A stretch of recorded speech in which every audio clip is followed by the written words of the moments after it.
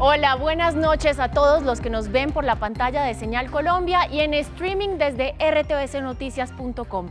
Bienvenidos a De qué se habla a las 7, hoy con 3 temas que son noticia en el país. Primero hablaremos sobre la polémica que se ha generado por el triaje ético y su posible aplicación en ciudades donde la ocupación de camas UCI supera todo pronóstico.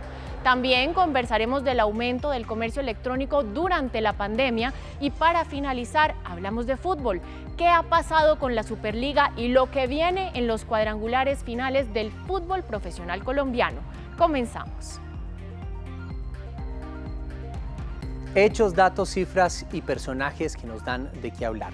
Ante la alta ocupación de camas UCI en el país y la llegada del tercer pico de la pandemia, las autoridades de la salud y el personal médico enfrentan hoy un dilema ético: decidir a quién le otorgan una cama UCI priorizando su estado de salud y la necesidad inminente de salvar su vida. Ante este panorama ha surgido precisamente el debate en la sociedad sobre la aplicación del llamado técnicamente triaje ético. Esto ha generado polémica en varios sectores, pues consideran que es una medida que desconoce los derechos fundamentales a la vida y a la salud. Entonces, ¿qué hacer? Pues por eso hoy vamos a tratar este tema en De qué se habla a las 7. Y ya hoy el reporte, a hoy 21 de abril, son 17.212 nuevos casos de contagios en el país y 419 personas fallecidas o reportadas el día de hoy, un tema bastante preocupante. Y para hablar de este tema pues nos acompaña José Humberto Duque, médico, filósofo y también bioeticista, autor del libro Controversias en Bioética Clínica. Con nosotros también, ustedes la van a ver, Carolina Corcho, vicepresidenta de la Federación Médica Colombiana, Denis Silva, vocero de Pacientes Colombia, y Osvaldo Alfonso Borraez. Él es magistrado, presidente del Tribunal de Ética de Bogotá. A todos muchas gracias por estar con nosotros en De qué se habla a las 7. Y con ellos pues abordaremos este tema del triaje ético, un dilema que surge en medio de la pandemia. Comenzamos con el doctor Duque. Empecemos por definir, doctor Duque, si es tan amable, qué es el triaje ético y realmente qué tan ético y objetivo es. Muchas gracias y buenas noches. Lo primero que se debe aclarar es que el término es absolutamente impreciso, ambiguo y se presta a mucha confusión. No existe tal triaje ético, existe un triaje médico con criterios científicos, técnicos y, por supuesto, fundamentados en principios, valores y derechos humanos. El triaje médico, que se comporta de acuerdo a unas evaluaciones objetivas establecidas por unas escalas universalmente aceptadas y que han sido también formuladas por la Organización Mundial de la Salud y por el Ministerio de Salud de Colombia. Entonces, lo primero que hay que aclarar es que el triaje ético es un término absolutamente impreciso, ambiguo y debiera excluirse y hablarse mejor de triaje médico. Doctora Corcho, ¿qué determina llegar a esta decisión? ¿Cuáles son los factores que llevan a tomarla? Bueno, muchísimas gracias. Lo primero es que tenemos que diferenciar dos conceptos. El primer concepto es el concepto de triaje y el segundo concepto es el concepto de priorización. El triaje se hace en los servicios de urgencia. Sí. A los pacientes del más grave al menos grave para atenderlos de acuerdo al nivel de gravedad, pero con la garantía que todos serán atendidos en un tiempo, por ejemplo, en un turno de 12 horas. La priorización es algo distinto, que es lo que están asimilando a triaje ético. La priorización tiene que ver cuando la demanda de un servicio de salud supera la oferta, es decir, tengo una sola cama de UCI y hay 3 pacientes que la requieren. Luego ahí sí entra a operar lo que están denominando triaje ético bajo unos parámetros ya muy definidos, con escalas muy objetivas a nivel internacional y en Colombia. El debate en este momento no es que no se pueda hacer o no estos mecanismos de priorización, sino en qué momento. Y el momento es cuando la demanda supere la oferta en el país, ojo. porque podríamos vulnerar derechos fundamentales, porque si decimos entonces que se va a empezar a hacer este tipo de priorizaciones, cuando en un departamento, como por ejemplo en el Baupés, donde no hay suficientes unidades de cuidados intensivos, se haya agotado la oferta, estaríamos vulnerando derechos fundamentales porque evidentemente las UCI se van a agotar allá casi de inmediato porque la concentración de UCIs están en las grandes ciudades. Entonces, en ese sentido, se activa lo que denominan, entre comillas, mal denominado triaje ético, pero que realmente es priorización cuando se agote la oferta en el país, en todo el territorio nacional. Digamos que sería dentro del terreno ideal. Hemos visto, por ejemplo, cómo Cali y el departamento del Valle del Cauca hizo un cerco para evitar recibir pacientes y también, pues esto obviamente pone en peligro, como usted lo dice, doctora Corcho, pues también los derechos y vulnera los derechos de los pacientes que de pronto en algún momento de ese departamento pues requieran ir a otros lugares porque no hay, se ha agotado. Denise, desde el punto de vista, por ejemplo, de los pacientes, ¿con qué frecuencia han visto ustedes que se aplica esta decisión? Para nosotros es claro lo que la doctora Carolina acaba de exponer. El triaje está asociado única y exclusivamente a servicios de urgencia. Cosa totalmente distinta es la priorización. Pero nos preocupan dos cosas. Uno, que hay una epidemia de desinformación. Cada regional o cada departamento está aplicando un concepto totalmente distinto y están generando pánico.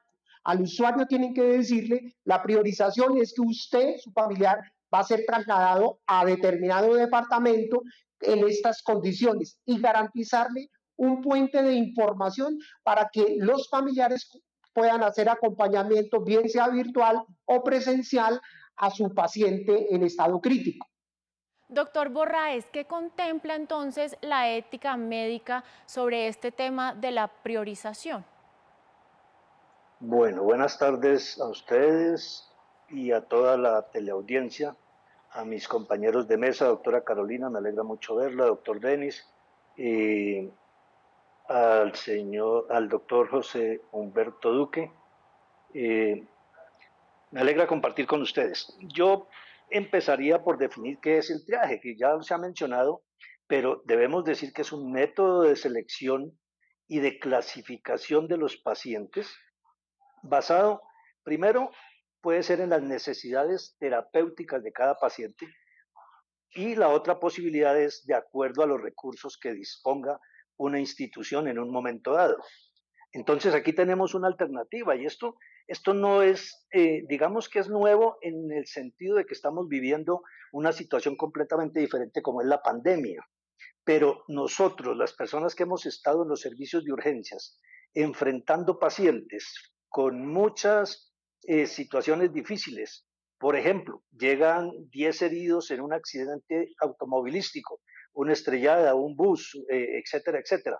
Esto pone en jaque a muchas instituciones de salud porque no está el recurso humano seguramente en un turno determinado para manejar todos los pacientes que llegan en ese momento o copa todos los dispositivos y elementos que tiene en ese momento para muchas veces para todo un turno, porque es una situación inesperada.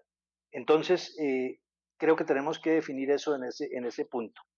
En cuanto a los aspectos éticos, pues también nosotros nos enfrentamos todos los días, pero repito, estamos en una situación completamente atípica, no solo en Colombia, en la ciudad, sino en el mundo entero, donde nos rebasó la cantidad de enfermos en las instituciones y los recursos disponibles. Esa es una situación que nos plantea unos dilemas, no hay la menor duda, al personal médico que está enfrentando esta situación. Es una situación muy difícil cuando tenemos tantos pacientes en un momento dado, como ha pasado recientemente en Medellín, en Barranquilla, en Cali, y Dios quiera que no nos pase a nosotros, pero ya vamos creciendo progresivamente en el número de pacientes que están demandando dispositivos especiales como son los respiradores o ECMO o muchos otros aparatos que no se consiguen de la noche a la mañana, pero no son solamente los aparatos y los dispositivos, es el recurso humano especializado y entrenado que se requiere para el manejo de estos pacientes, de estos aparatos y del manejo de las unidades de cuidado intensivo en particular. Pues ahora los invito a ver este testimonio del alcalde de Medellín, Daniel Quintero, en reacción a la versión de que en su ciudad se estaría aplicando el triaje ético ante la alta ocupación de camas UCI. Veamos. En Medellín nosotros no hemos dejado a nadie sin atención. Nos ha tocado en algunos casos atender a las personas en los centros de cirugía o en los quirófanos para entubarlos mientras se habilita una cama de cuidados intensivos, pero todavía, afortunadamente, gracias a Dios, no hemos tenido que decir que a alguien hay que desconectarlo o que a alguien no se le va a prestar la atención debido a la escasez de camas de cuidados intensivos. En el caso más extremo, hacemos viajes o más bien trasladamos las personas a otras regiones. Doctor Duque, mire, ¿usted qué opina de esta versión? Porque fue el propio personal médico de la ciudad el que le dijo a los medios que en Antioquia se estaría aplicando el triaje ético, pero acá, como lo vemos o lo acabamos de ver en este video, pues el alcalde de alguna manera desmiente esas afirmaciones. Los gremios científicos y académicos de Antioquia han insistido ante las autoridades sobre la importancia de establecer medidas de control de movilidad más excesivas, más cuidadosas. En este sentido, vemos con angustia cómo se llenan nuestros servicios de urgencias y de cuidados intensivos de una manera desproporcionada. Hemos estado ciertamente remitiendo a otros departamentos pacientes que nos reciben, pero ya también se está copando la capacidad de receptividad de otras ciudades y estamos llegando al tope.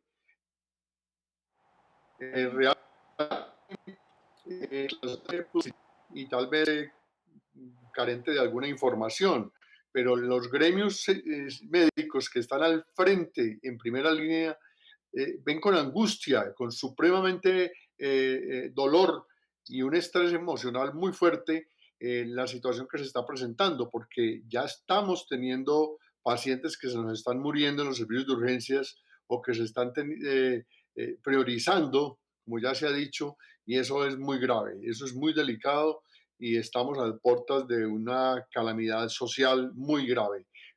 Más aún cuando la población presiona, exige, demanda, en ocasiones con violencia a los servicios de salud, acosando de una manera agresiva a la misión médica. La realidad es que sí estamos copados, estamos procesando cada vez datos de ocupación superior al 95%, que se aproxima al 100, otras veces baja al 93, subió al 98. Esta ocupación es muy dinámica, como podrán comprender. De manera que sí estamos los médicos muy angustiados y quisiéramos que las autoridades públicas tomaran conciencia del fenómeno y restringieran la movilidad a través de medidas como la cuarentena. Según el doctor José Humberto Duque, en este momento sí se está realizando esta priorización en diferentes centros médicos. Pues sobre esto también se pronunció el personero de Medellín. Escuchemos su opinión. Frente a la aplicación del triaje ético, la Personería Municipal tiene una serie de dudas y observaciones.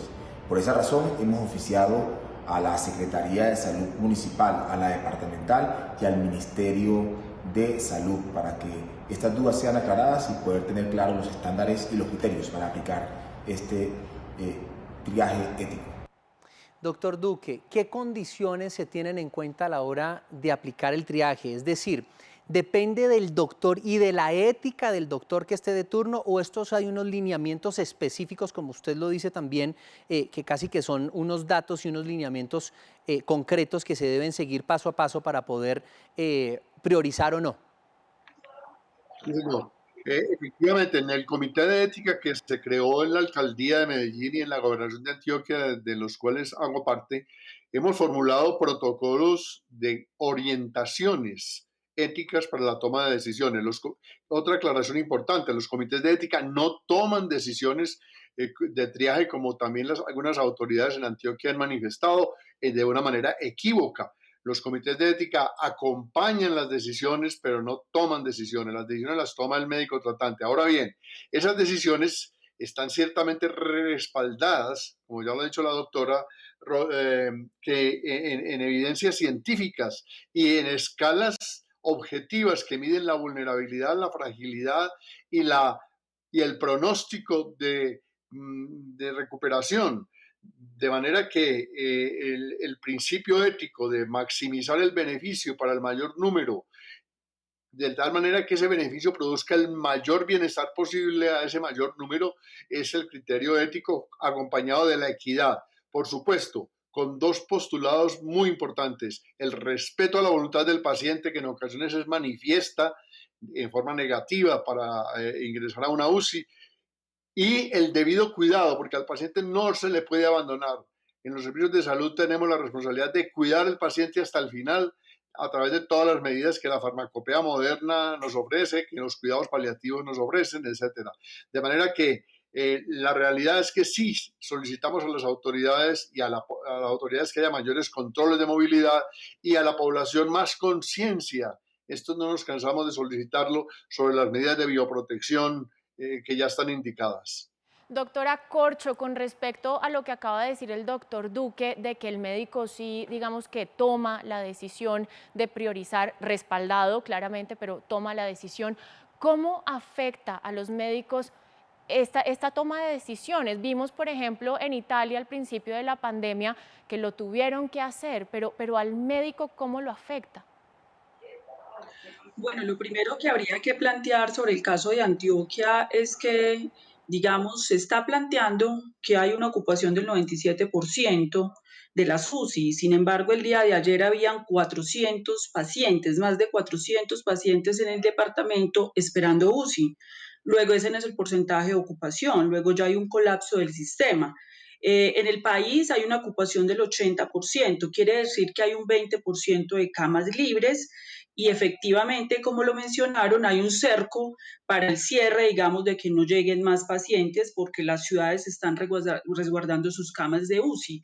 Esto está hablando de una ausencia de autoridad sanitaria, porque la autoridad sanitaria, que es el Ministerio de Salud y el Gobierno Nacional, tendrían que estar regulando esto porque no puede hacerse negación de servicios de salud si hay pacientes de un departamento requiriendo UCI en otro. Eso nos preocupa mucho.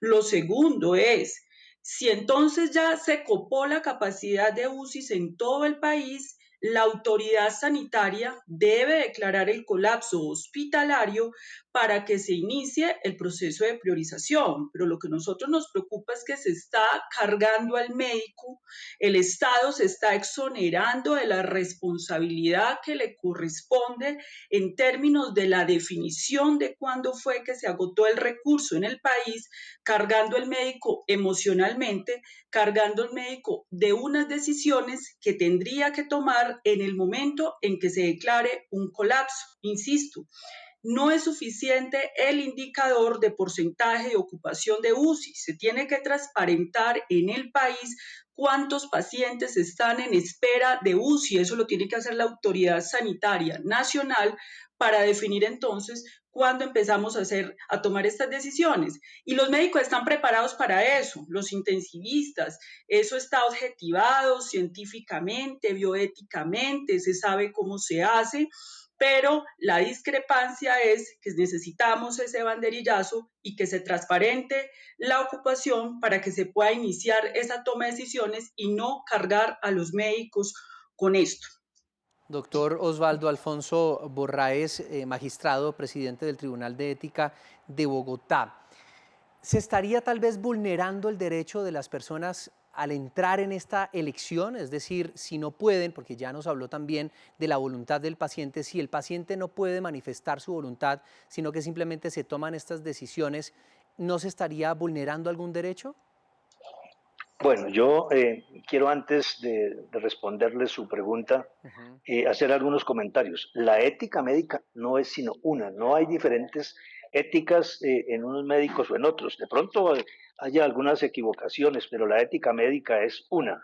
Y el fin primordial de la profesión médica es cuidar de la salud de los pacientes y propender por la prevención de todas las enfermedades. El perfeccionamiento de la misma especie humana y el mejoramiento de los patrones de vida, por supuesto, conservando y defendiendo básicamente el principio fundamental a la salud y a la vida.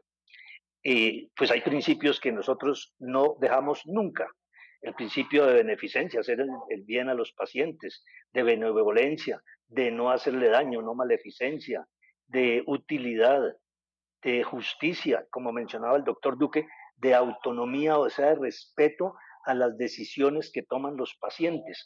También tenemos que tener en cuenta la justicia distributiva, tener los elementos que nosotros disponemos en un momento dado para hacer que ese recurso se ofrezca al mayor número de pacientes.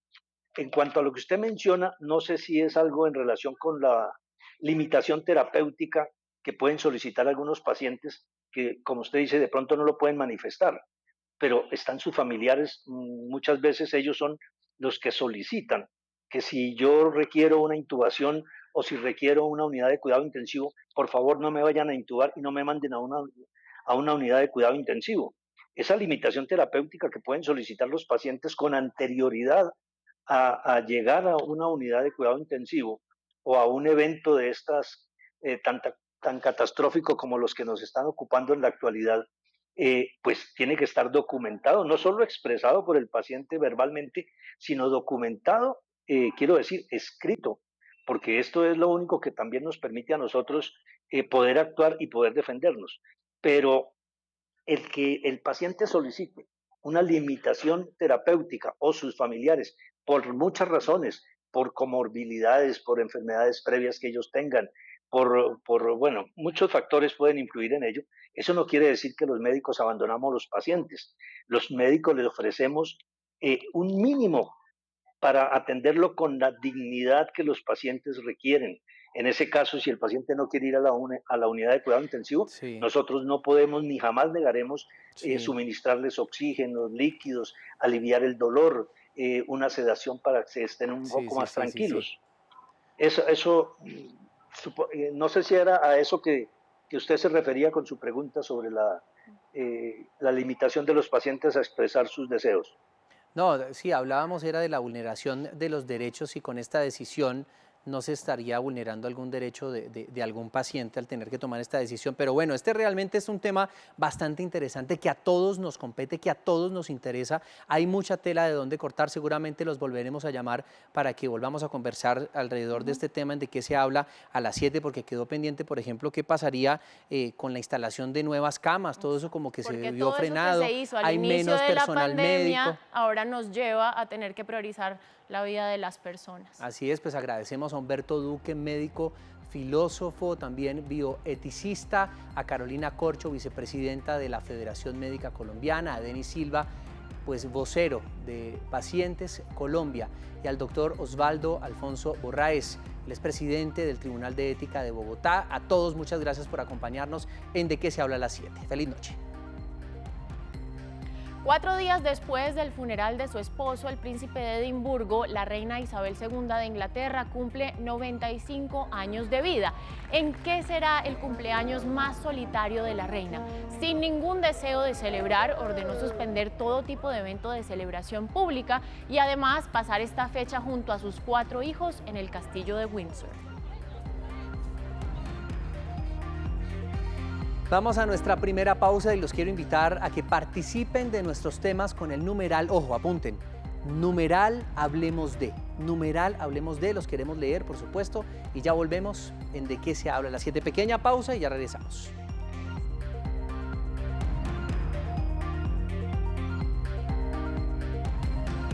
Regresamos a De qué se habla a las 7. Recuerden que nos encuentran en nuestras redes sociales con @RTVC Noticias. Y estos videos que yo les voy a mostrar hoy sé que les van a alegrar la noche. Miren, les traigo 2 videos con historias increíbles. Este primero muestra el nivel de sobreprotección y de amor de las madres en cualquier plano de la naturaleza.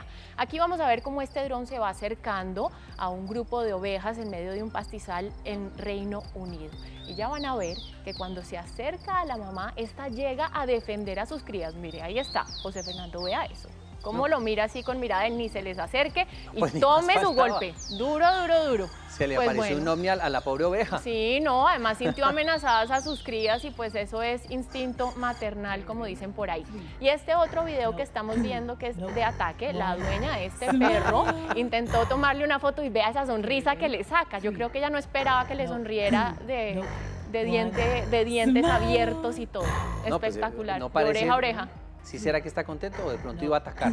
No, vea esos colmillitos, ahí no, yo muero de amor con estos dos, que además son videos que son tendencia en redes sociales.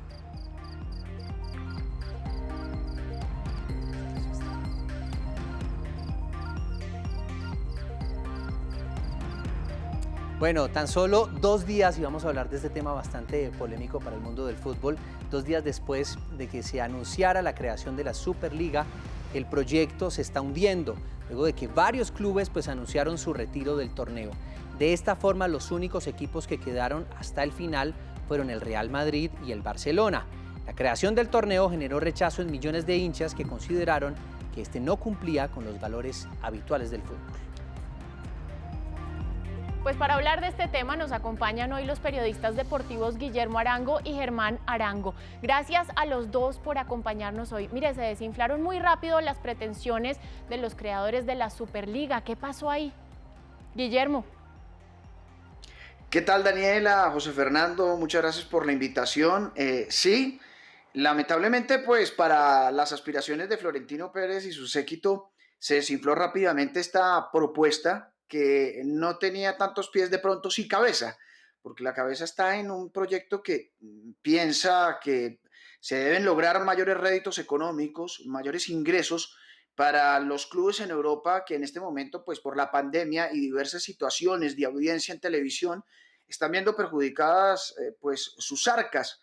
Lo que pasa es que no se podía sacar al resto de los equipos y solamente crear un selecto grupo de 12, donde algunos de ellos ni siquiera han ganado la Champions League o ni siquiera una Copa de Europa o una Copa UEFA o una Europa League. Habían equipos como el Tottenham, como el Arsenal, que si bien tienen mucho dinero, no tendrían por qué estar ahí desde el ámbito del mérito deportivo, que es la gran discusión, porque lo más bonito en las ligas es la clasificación a las copas y pues esto no se estaba teniendo en cuenta. Florentino Pérez decía que iba a tener solamente 5 cupos, obviamente aspiracionales con algún mérito deportivo para que clasificaran este selecto grupo, pero pues en 2 días, como ustedes muy bien lo señalaban, se terminó cayendo este proyecto. Mire, Germán, esto tiene realmente un trasfondo que muestra un malestar con la FIFA de grandes equipos que además tienen unas nóminas millonarias. ¿Qué es lo que está pasando realmente ahí? Bueno, un saludo cordial para todos. Lo que está pasando es que hay un choque de trenes que se veía venir desde hace mucho tiempo porque ustedes saben que el fútbol es un negocio y es un negocio privado y sobre todo es un negocio privado a nivel de clubes. Cuando los clubes se organizan, sobre todo para competencias de carácter internacional, montan asociaciones de clubes que siguen siendo negocios privados. El problema es que los clubes y sobre todo los clubes en Europa llegaron a tener tanto poder económico que creyeron que eran más importantes que las asociaciones que ellos mismos habían creado. Entonces lo que se produjo fue un choque de trenes muy grande en donde unos clubes que son los más poderosos, ya los mencionaba Guillermo Arango, encabezados por el Real Madrid, pero ahí está el Barcelona, ahí están Juventus, ahí están los 6 equipos de Inglaterra que finalmente reconocieron y sobre todo por la presión de los hinchas que estaban cometiendo un gran error. Privatizar tanto lo que se ha tratado de democratizar provocó ese gran choque de trenes. Entonces, lo que va a venir ahora, José Fernando, es un problema mucho mayor, porque la FIFA quiere seguir democratizando el fútbol, pero quienes están manejando el fútbol como un verdadero negocio privado se oponen a ese intento de democratización. Lo que va a venir, por ejemplo, en la UEFA a partir de la Champions del año 2024 es mayor cantidad de equipos, mayor participación, y a eso se oponen los clubes que ponen los hinchas, los clubes que ponen los ratings de televisión, los clubes que ponen los grandes patrocinadores. Entonces, esto es apenas un abrebocas, porque claro, la Superliga se hundió, el proyecto se hundió, pero algo de todo esto va a quedar este año y el próximo año en negociaciones que seguirán haciendo la UEFA con los clubes y ahí es cuando veremos finalmente si las pretensiones de Florentino, que hoy parecen tan locas, finalmente de pronto tienen algún tipo de rédito. Guillermo, mire, algunos presidentes de los clubes que hacían parte de esta liga momentánea aseguraron en sus comunicados que se retiraban en parte también por ese llamado que le hacían los hinchas. Estamos viendo acá un momento en el que el fútbol sigue siendo de los aficionados a pesar de los intereses económicos que pues son bastante claros. Sí, Daniela, sin lugar a dudas el aficionado tiene que ser un factor fundamental e importante. Lamentablemente sí han perdido terreno ante pues las inyecciones económicas de los patrocinadores, de los grandes canales y plataformas de streaming que ahora se van a llevar próximamente los derechos del fútbol, y pues el aficionado, la boleta viene siendo una parte importante, pero no la más importante, pero la pasión, sobre todo para el fútbol inglés, es algo fundamental. Por eso el llamado de atención más importante, a mi modo de ver, fue el del dueño del Liverpool, el máximo accionista, el señor Henry, que le ofreció disculpas a sus aficionados por esta idea de la Superliga propuesta por Florentino Pérez, y donde él en su momento se añadió con el Liverpool, sobre todo por el lema del Liverpool del You Never Walk Alone, nunca caminarás solo, donde el aficionado es un factor fundamental a la hora del desempeño deportivo de los clubes, y se sorprendieron mucho al ver todas las manifestaciones masivas afuera de los estadios. Ayer, por ejemplo, en el partido entre el Chelsea y el Brighton, tuvo que salir Peter Cech, es gran figura, gran arquero de la historia del Chelsea, a pedirle por favor a los aficionados que dejaran entrar el bus del equipo al estadio, porque era tal la magnitud y cantidad de gente que estaba agolpada a las afueras rechazando esta propuesta que no podían dejar entrar al equipo. Entonces yo creo que al aficionado no se le puede dejar aparte, hay que tenerlo en cuenta en las consideraciones futuras de una propuesta que puede sonar descabellada, pero yo creo que el final o como tal lo que se busca debe ser bueno para todos, no solamente para un selecto grupo de 12. Es que la televisión se debe a las audiencias y el fútbol definitivamente se debe a los hinchas, que son precisamente los que los tienen con las arcas llenas. Germán, ¿cree usted que la UEFA y la FIFA tomarán represalias frente a Florentino Pérez y frente a estos clubes o no? Mire, lo más triste de todo es que las represalias que se anunciaron fueron contra los jugadores de los clubes, no contra los clubes. Mire usted cómo al fin y al cabo los dirigentes terminan de alguna manera negociando sobre la mesa. Anunciaron sanciones, pero para los futbolistas que se prestaran para jugar la Superliga, amenazándoles de no dejarlos actuar en sus selecciones nacionales camino a la Copa Mundo de Qatar. No se anunciaron sanciones a los directivos ni a los clubes, porque, vuelvo y le digo, este es un tema de choque de poderes, este es un tema de mirar hasta qué escala pueden llegar los directivos de estos clubes que tomaron esta iniciativa. Guillermo hablaba de un poco el acto de contrición que hizo el presidente de Liverpool, pero yo estoy seguro de una cosa. Él sabía perfectamente con esa decisión de involucrar a Liverpool en la Superliga a qué se exponía. Ellos no se dieron cuenta de la noche a la mañana, tenemos hinchas, están bravos, vamos a dar una marcha atrás. Yo creo que fue porque esta no es la primera vez que se habla del intento de la Superliga, ya lo venía haciendo el Real Madrid desde hace un par de años, anunciando el interés de querer hacer una liga paralela a la Champions. Entonces, estos son pasos que se van dando, y llegará el momento en el que, en lugar de sanciones que serían, digamos, deseables desde el punto de vista del choque de trenes, lo que van a sentarse es a negociar y a mirar cómo entonces de pronto dejan entrar más clubes, la UEFA avala ese torneo, se adaptan a ciertas reglas que ponga la UEFA, como por ejemplo tener 36 equipos presentes en la disputa de una Champions, y seguramente terminarán en esto, en que esos clubes grandes, esos superpoderosos van a decir, bueno, denos a nosotros un margen de participación mayor por derechos de televisión, denos a nosotros un premio adicional, permítanos que nosotros entremos a jugar, por ejemplo, de cuartos de final hacia adelante para que no quedemos eliminados en rondas previas. Entonces, esto va a ser un ajedrez en el que los únicos sancionados que anunció la UEFA y la FIFA eran los pobres jugadores. Pues ojalá, Germán, ojalá estas decisiones y estos beneficios que podrían obtener los clubes con esta gran hazaña de la Superliga, porque fue un verdadero sismo, pues les llegue realmente a quienes ponen las boletas, a quienes ponen precisamente toda esta cantidad de dinero para los clubes, que son a los aficionados, y ayuda a mejorar el espectáculo. Muchas gracias a los periodistas Guillermo Arango y Germán Arango, periodistas deportivos, por acompañarnos hoy. Y a ustedes muchas gracias, los dejamos conectados con la emisión central. Hasta luego.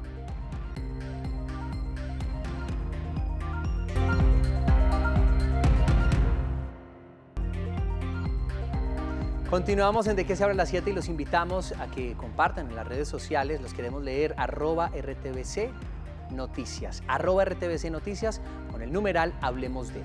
Y Daniela, quiero preguntarle algo, ¿a usted le gusta el tango? Me encanta, me fascina el tango. Mejor dicho, ¿es su tema favorito cada 8 días? No, me gusta mucho, lo escucho, no lo bailo, pero la música me gusta. Bueno, pues este género musical ha sido siempre muy admirado por los pasos, el contoneo y la coordinación que se debe tener con la pareja. Ahora imagínese usted bailarlo, pero a 10 metros bajo el agua. Bueno, ahí tiene la fortuna de que está solita, pero pues esta fue la hazaña realizada por la bailarina española Ariadna Afes. La idea surgió precisamente de una conversación entre la bailarina y el director francés Bastien Soleil. El video se grabó en una de las piscinas, este video se grabó en una de las piscinas más profundas del mundo en Italia, en la que Ariadna pues tuvo que realizar 600 inmersiones de minuto y medio cada una para lograr toda la rutina. ¿Qué tal esta maravilla de pieza bajo el agua? Y además con bandoneón, y miren, gran estilo. Para Tremendo. quitarse el sombrero.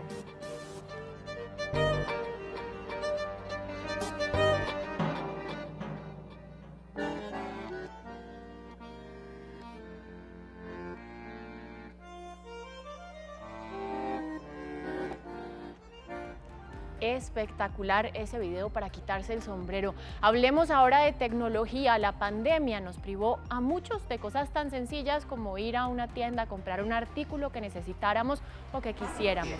Por esto, durante un poco más de un año, el comercio electrónico ha tomado tal relevancia que hoy posiciona a América Latina como una gran potencia en el mundo. Y esto se da gracias al aumento de acceso a Internet, el aumento en el uso de servicios móviles y las regulaciones que permiten mayor seguridad para los pagos electrónicos. Un estudio de la plataforma de pagos PayU pues señala que América Latina se ha convertido en la nueva potencia mundial del comercio electrónico durante la pandemia. El informe destaca que en el continente los usuarios gastaron en moda y accesorios 14.000 millones de pesos, incrementando en un 191% el gasto en línea, mientras que Argentina y Brasil pues lideraron los mayores incrementos del e-commerce. Colombia es, según el estudio, el mercado latinoamericano más consistente, aunque no tuvo las cifras más altas de la región. En el país, el comercio en línea creció 124% en moda, 73% en educación, 70% en belleza y cosméticos y 62% en compras de productos digitales. Para hablar de este tema hemos invitado a Mónica Vergara, CEO de la plataforma PayU, y a Álvaro Andrés Morales, gerente de análisis económico de la Cámara de Comercio Electrónico de Colombia. Bienvenidos a los dos, gracias por acompañarnos. Mónica, ¿cuáles son los aspectos relevantes de este estudio? ¿Qué encontrar? Hola Daniela, José Fernando, un gusto, muchas gracias por la invitación. Pues mira, y básicamente lo que dice el estudio es que las condiciones están dadas para que Latinoamérica y específicamente Colombia sea uno de los destinos más importantes para el comercio electrónico. ¿A qué hago referencia con las condiciones? Digamos que la penetración del Internet actualmente en Colombia es del 70% y la inclusión financiera, que creo que se ha hablado en diferentes escenarios, llegó a la meta que se había impuesto el gobierno mucho antes de la fecha límite que era el 2022. Esa inclusión financiera actualmente en Colombia es del 85%. Recapitulando rápidamente las cifras que José Fernando nos compartió hace un momento y para ponerlos en contexto, en el 2020 el volumen procesado a través de PayU fue de 5.500 millones de pesos versus 3.700 millones de dólares, procesados en el 2019. Entonces, teniendo en cuenta esos datos, aún existe un campo gigante de crecimiento en el país en cuanto al comercio electrónico. Álvaro, ¿qué cambió, por ejemplo, en nuestro país durante esta pandemia para que las personas ahora confíen más en las compras a través de Internet o es simplemente mera necesidad? Bueno, nosotros lo que vimos en el comportamiento del comercio electrónico durante toda esta emergencia fue que al principio sí fue en un comienzo por necesidad que las personas recurrieron al comercio electrónico. Si ustedes recordarán, hacia el 22 de marzo del año pasado, cuando comenzó la cuarentena nacional, se decretó que todos los comercios físicos tenían que cerrar, pero al mismo tiempo el gobierno nacional permitió la operación de los comercios electrónicos. En un primer momento nada más para bienes de primera necesidad y rápidamente, una semana después, lo extendió a las distintas categorías de comercio. Entonces el comercio electrónico se convirtió en una línea de salvación para muchas empresas, especialmente para muchas MIPYMES, que ya habían hecho su proceso de digitalización, incentivó a otras empresas a hacer un proceso de digitalización muy rápido y llevó a que muchas personas hicieran por primera vez su primera transacción en línea. Esto fue más que todo en marzo, abril y mayo del año de 2020. Y lo que nosotros fuimos viendo es que esas personas que hicieron su primera transacción en línea comenzaron a aumentar también la confianza en el sector, que ese es uno de los principales problemas que hay en América Latina, y es la confianza en las compras no presentes. A medida que la gente fue haciendo más compras, primero por necesidad, se vio dando cuenta de los beneficios y la conveniencia del medio no presente para hacer sus compras, y comenzaron a hacer compras en categorías que no eran tan frecuentes antes, como por ejemplo mercado, alimentos, también otras categorías muy tradicionales como la de electrodomésticos y tecnología. Después de la reapertura de los comercios físicos, que se dio alrededor de julio-agosto del año pasado, lo que nosotros vimos es que en el comercio electrónico se mantuvieron muchos de esos nuevos usuarios, y los usuarios que estaban antes lo que hicieron fue aumentar la frecuencia de compra a través del canal. Entonces, en un principio sí fue algo más que todo por necesidad, pero a raíz de esa experiencia de usuario mejorada que han tenido y de conocer toda esa conveniencia que existe en el comercio electrónico, pues ahí sí recurrieron ya más frecuentemente, ya por convicción, a este canal. Mónica, mire, Álvaro menciona el tema de la confianza, que es clave porque pues sabemos que hay muchas personas todavía que les da un poquito de susto, y con toda la razón, pues hacer transacciones a través de internet. ¿Qué recomendaciones les da a estas personas para que puedan comprar de forma segura sin poner en riesgo sus datos financieros? Mira, Daniela, es una muy buena pregunta. Mira, la desconfianza está relacionada a la percepción de riesgo, y desde el lado de los pagadores esa percepción de riesgo se da desde diferentes puntos. La primera, digamos, que es a la protección de datos, los datos que voy a proveer para poder hacer la transacción, a los datos de mi tarjeta de crédito, pero no es lo único que está relacionado a la percepción de riesgo. Digamos que hay otros puntos importantes que tienen que ser, digamos que realmente entendidos, y es que cuando un pagador está dentro de un comercio, busca entender que del otro lado hay alguien más.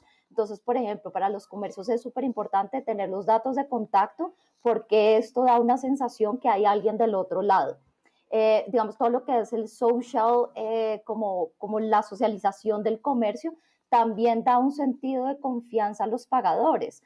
Entonces, digamos que hay cosas que se hablan casi siempre, que son sobre los certificados como el SSL, que es el candadito que se hablan en diferentes escenarios. Digamos que eso habla un poco más de la parte técnica, que sea cifrado de punta a punta, que mis datos viajen seguros, que estén encriptados, que los comercios tengan, por ejemplo, certificaciones como de PCI, que son la certificación más importante de seguridad. Pero creo que las recomendaciones van tanto para el pagador cuando está entrando a un comercio que no es conocido, y también para los comercios que hasta ahora están incursionando en comercio electrónico. Sí. Álvaro, ¿cómo se ha manejado el tema, por ejemplo, de las políticas de retractación para las compras que ha hecho? Por ejemplo, hoy en día mucha gente además lo desconoce. Entonces, en este momento, ¿usted le pueden devolver el dinero? Sí, claro que sí. Hay muchas protecciones al consumidor que están en el Estatuto del Consumidor. Esas protecciones pues garantizan que las personas que compran a través de Internet puedan tener acceso a la garantía, puedan retractarse de las compras. Hay una serie de protecciones que garantizan y le dan esa seguridad al consumidor de que pueda hacer compras a través de Internet con la garantía de que le va a llegar lo que pidió y lo que compró a través de Internet. Hay distintos mecanismos para poder ejercer esos derechos. Lo primero siempre es ponerse en contacto con el comercio. Los comercios usualmente tienen unos canales de atención al usuario. Pues al final es un valor muy importante para los usuarios poder saber que existe ese canal que estaban mencionando. Y también hay otras rutas de protección al consumidor similares a las que existen para la protección al consumidor a través de los canales físicos, ¿no? Y esos mecanismos son muy efectivos para poder hacer valer esos derechos y poder garantizar y darle confianza a los usuarios de que comprar a través de Internet es seguro. Bueno, pues tema bastante importante en este momento que estamos pasando, que estamos atravesando. Bueno para el comercio, bueno también para las personas que pueden tener acceso a diferentes productos desde la comodidad de su casa. Mónica Vergara, CEO de la plataforma PayU, muchas gracias. Y Álvaro Andrés Morales, gerente de análisis económico de la Cámara de Comercio Electrónica de Colombia. Muchas gracias a los dos por acompañarnos. Muchas gracias por la invitación. Fernando, Daniela. Gracias. Bueno, y un día como hoy, pero en el año 2003, falleció la cantante, compositora y pianista de jazz y soul, Nina Simone. Recibió 15 nominaciones a los premios Grammy y fue reconocida en el Gran Salón de la Fama 2 días antes de morir. Nina fue conocida también por su lucha en la defensa de los derechos civiles de las personas de ascendencia africana, lucha que se vio reflejada en muchas de sus canciones. That someone is you. I intend to be independent. Ain't got no children. Con la música de Nina Simone como antesala, hablamos ahora justamente de derechos civiles y del tema que hoy ocupa las portadas de los diarios en Estados Unidos tras la decisión de condenar al policía Derek Chauvin por la muerte de George Floyd durante un procedimiento policial. Y para analizar este tema, pues nos acompaña hoy nuestra compañera Camila Bradford, periodista de la redacción internacional de RTVC Noticias. Camila, buenas noches, bienvenida aquí a De Qué se habla a las 7. Pues la primera pregunta es, ¿por qué es histórica esta decisión que se toma? Bueno, yo creo que esa lectura la podemos dar en dos vías. Lo primero es que el asesinato de George Floyd fue grabado. Estamos en una era digital y si no hubiese existido una persona que estuviese cerca para capturar lo que estaba pasando, pues la sentencia de ayer hubiese sido otra posiblemente, porque ese fue el elemento como coyuntural y contundente para que eso sucediera. Lo segundo es que podemos, digamos que, equipararlo con el asesinato de Martin Luther King, pero con una diferencia. Martin Luther King era un líder y de alguna manera representaba o enarbolaba un poco esa necesidad de un cambio en esa discriminación y en esa segregación que había en los 60s en Estados Unidos. En cambio, George Floyd es una persona de a pie, era alguien que representaba un poco más la cotidianidad de los norteamericanos y eso sensibilizó mucho.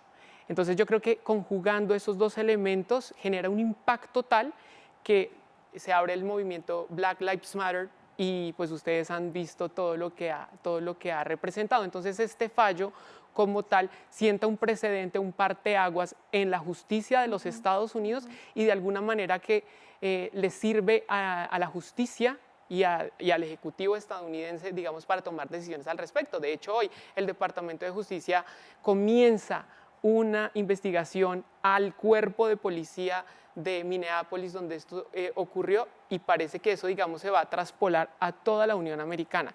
Entonces, creo que eso es, digamos, lo histórico y lo potente de este fallo. ¿Qué mensaje se está enviando sobre todo a la sociedad este tipo de decisiones en un momento coyuntural, cuando ya vamos a hablar también que mientras esto ocurría en Ohio, se daba la muerte de otra afro? Sí, es un mensaje, digamos, inicial, es un abrebocas de un camino muy largo que hay que dar. ¿Por qué? Como bien lo dices, José. En simultáneo, casi que con una hora de diferencia, se estaba dando el fallo, las personas afuera de donde se estaba desarrollando el juicio estaban en júbilo, en éxtasis con esta decisión. Y en Ohio, en Columbus, esta chica era asesinada. Digamos que si bien no se han esbozado pues, las razones o todo, digamos, lo que rodeó este asesinato, lo que sí se sabe es que hubo abuso policial porque hubo varios tiros por parte de este policía para, digamos, quitarle la vida a esta muchacha de 16 años. Entonces es un mensaje como de inicio, como que se convierte en una promesa para el pueblo estadounidense de un cambio de pronto en este tipo de situaciones que la de George Floyd sienta un precedente, pero es algo que viene sucediendo en toda la historia de los Estados Unidos.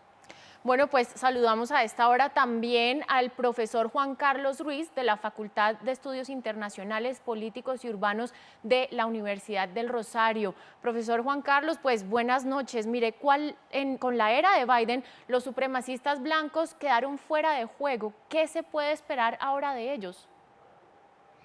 Bueno, yo creo que hay una tendencia racista en los Estados Unidos que no cambia con los cambios de gobierno. De alguna manera vamos a asistir a fenómenos como estos que nos reúnen hoy en este programa, y es el racismo en las fuerzas policiales, que ha sido muy acentuado y que no ha podido ser eliminado desde hace décadas.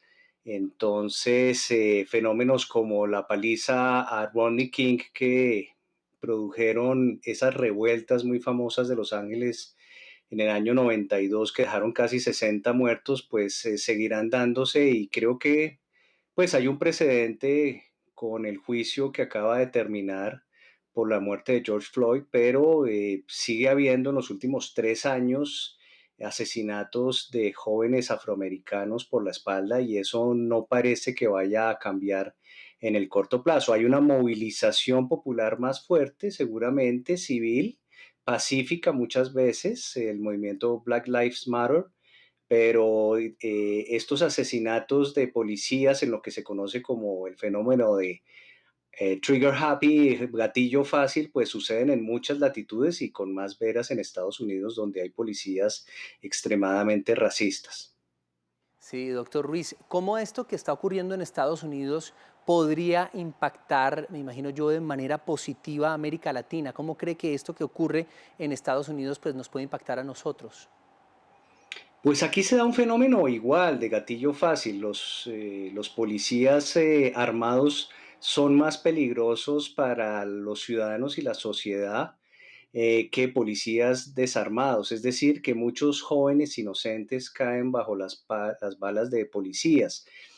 Bueno, aquí en Colombia lo tuvimos recientemente, como un joven estudiante de Derecho fue asesinado por 2 policías en una mini estación, en un CAI de la ciudad, y que desató pues unos movimientos muy violentos que destruyeron prácticamente el 60% de los CAI de Bogotá. Entonces, nosotros no somos ajenos a este tipo de brutalidad policíaca y de violencia. Yo diría que en Estados Unidos es más movido por el racismo, sobre todo hacia afroamericanos e hispanos, pero en Colombia, pues de todas maneras hay una violencia policial. Ustedes saben que la policía colombiana es la institución que más viola derechos humanos en Colombia, según la Procuraduría. Entonces es un fenómeno que nos ataca plenamente y del cual no somos ajenos. Bien, pues muchas gracias al profesor Juan Carlos Ruiz de la Facultad de Estudios Internacionales Políticos y Urbanos de la Universidad del Rosario por acompañarnos. Muy amable.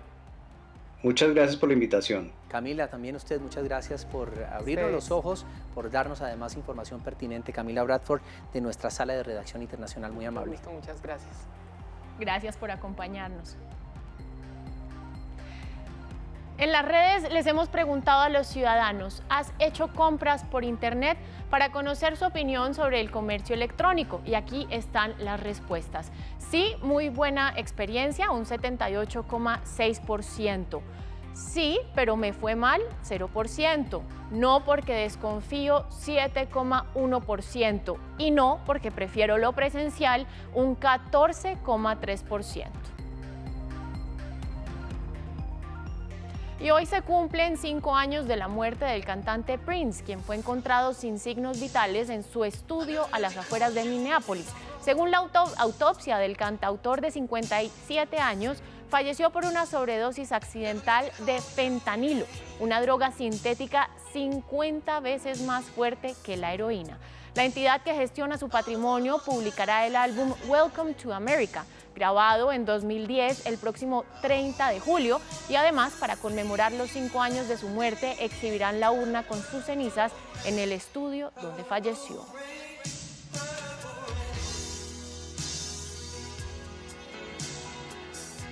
Hacemos una pequeña pausa, pero al regresar, más temas de qué hablar. Usted, Camila, ya tiene la emisión central.